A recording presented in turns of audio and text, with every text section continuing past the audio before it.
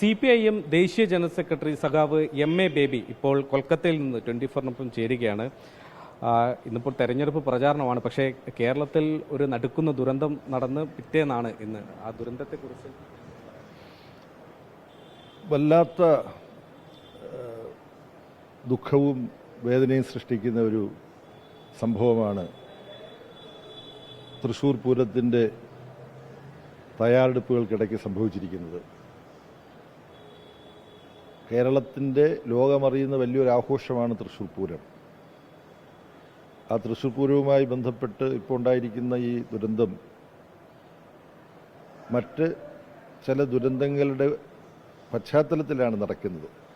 കൊല്ലത്തെ പുറ്റിങ്ങൽ ക്ഷേത്രത്തിനോടനുബന്ധിച്ച് അവിടുത്തെ ഉത്സവത്തോടനുബന്ധിച്ചുണ്ടായ വലിയ ദുരന്തം, 100-ലധികം ആളുകൾ മരണമടഞ്ഞ ദുരന്തത്തിൻ്റെ വാർഷികം ഈ അടുത്ത ദിവസങ്ങളിലാണ്. പത്രങ്ങൾ അതിനെക്കുറിച്ച് ചില വാർത്തകൾ വായിച്ച് ഞാൻ ഓർക്കുന്നു.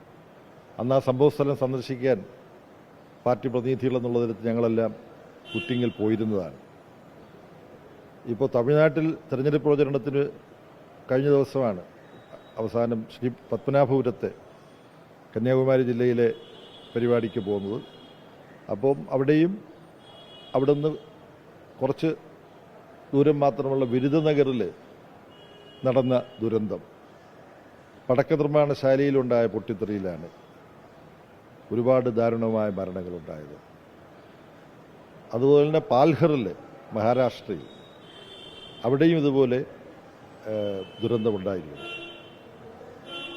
അപ്പോൾ പല സ്ഥലങ്ങളിൽ ആവർത്തിച്ച് ഇത്തരം ദുരന്തങ്ങൾ ഉണ്ടാവുമ്പോൾ ഈ ദുരന്തങ്ങൾ ആവർത്തിക്കപ്പെടാതിരിക്കാൻ വേണ്ട കരുതൽ വേണമെന്ന് നമ്മളെല്ലാം എപ്പോഴും പറയും.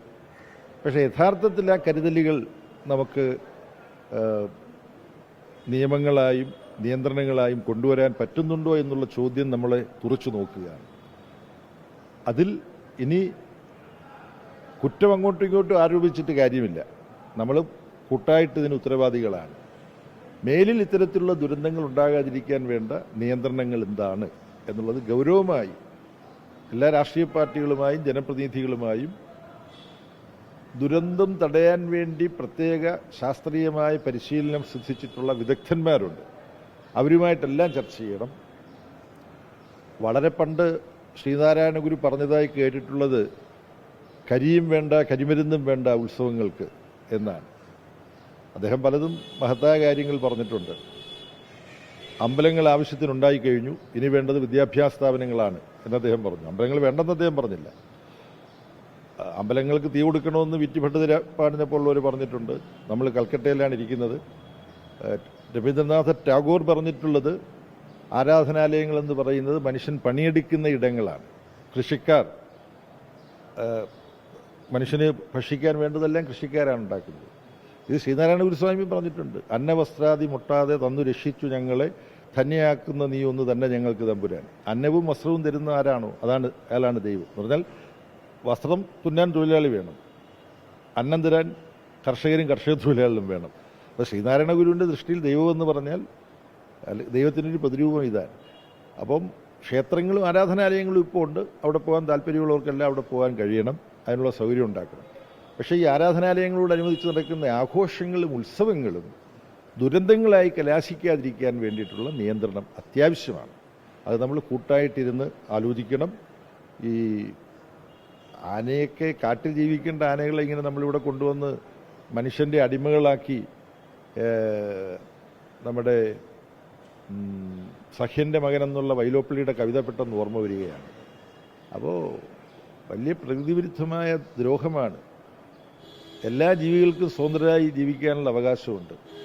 അപ്പോൾ ഈ പെറ്റുകളെയൊക്കെ വളർത്തുന്നതുമായി ബന്ധപ്പെട്ടതിൻ്റെ സാധുത എത്രത്തോളം ഉണ്ട്? നായ്ക്കളെ വളർത്താമോ? തത്തയെ കൂട്ടിൽ അടച്ചു വളർത്തുന്നത് ശരിയാണോ? തുടങ്ങിയ ചോദ്യങ്ങളെല്ലാം വളരെ പ്രസക്തമാണ്. പല കവികളും കവയിത്രികളും ഇതിനെക്കുറിച്ച് എഴുതിയിട്ടുള്ളതാണ്.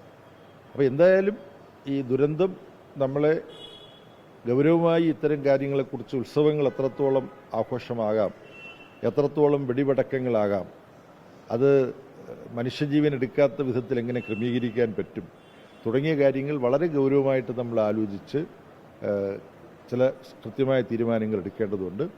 മരിച്ചവരുടെ കുടുംബാംഗങ്ങളോടും സുഹൃത്തുക്കളോടും ബന്ധുക്കളോടുമെല്ലാം നിർവ്യാജമായ എൻ്റെ അനുശോചനം അറിയിക്കുകയാണ്.